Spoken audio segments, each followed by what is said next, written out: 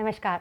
आज मैं आप सभी को कवयित्री डॉक्टर अनामिका जैन अंबर द्वारा रचित एक बहुत ही सुंदर गीत सुनाने वाली हूँ जो मुझे पर्सनली बहुत पसंद है। और ये गीत है एक पत्नी के प्रेम और समर्पण पर। एक शिकायत है जो एक पत्नी अपने पति से करती है, और यह पत्नी कोई और नहीं बल्कि भगवान कृष्ण की पत्नी रुक्मणी जी हैं। तो कृष्ण ने उनसे विवाह किया, उनके साथ जीवन गुजारा, उन्हें समय दिया, उन्हें प्रेम दिया, उन्हें मान सम्मान भी दिया।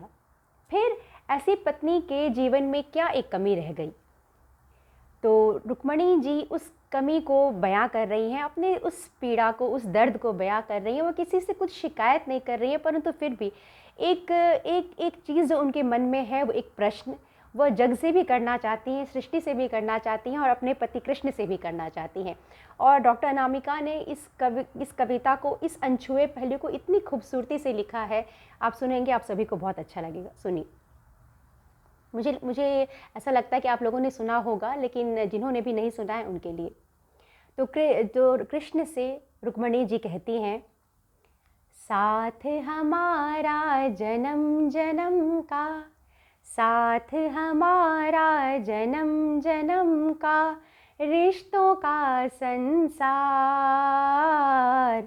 फिर भी जग ने प्रीत को मेरी किया नहीं स्वीकार। फिर भी जग ने प्रीत को मेरी किया नहीं स्वीकार।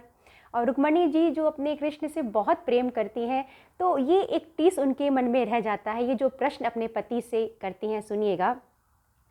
साथ हमारा जन्म जन्म का, रिश्तों का संसार।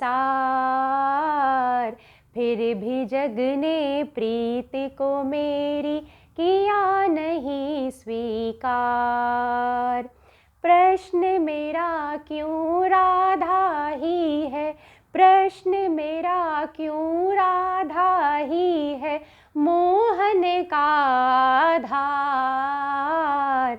हाँ, इस जग ने प्रीत को मेरी किया नहीं स्वीकार। हाँ, इस जग ने प्रीत को मेरी किया नहीं स्वीकार। और वह रुक्मणी जी वो जानती हैं कि कृष्ण जी ने उन्हें सब दिया, मान दिया, प्रेम दिया, उनसे ब्याह किया।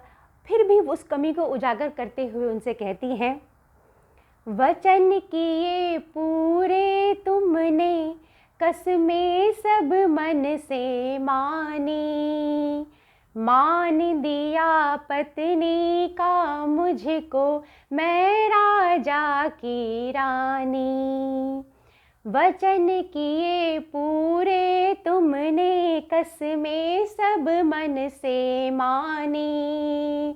मान दिया पत्नी का मुझको, मैं राजा की रानी।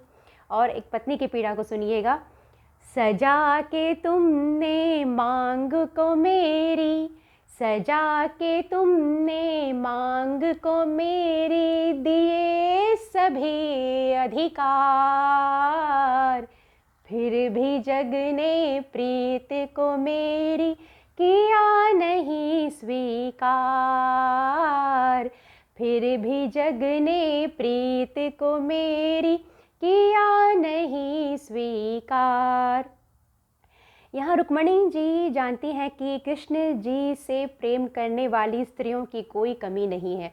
उनकी कई सारे लोग उन्हें अपना प्रेमी समझते हैं और उन्हें लगता है कि उनके पति छलिया हैं। और तब वह कृष्ण से शिकायत करते हुए कहती हैं, साध के सांसों में खामोशी, ले शब्दों में पीड़ा।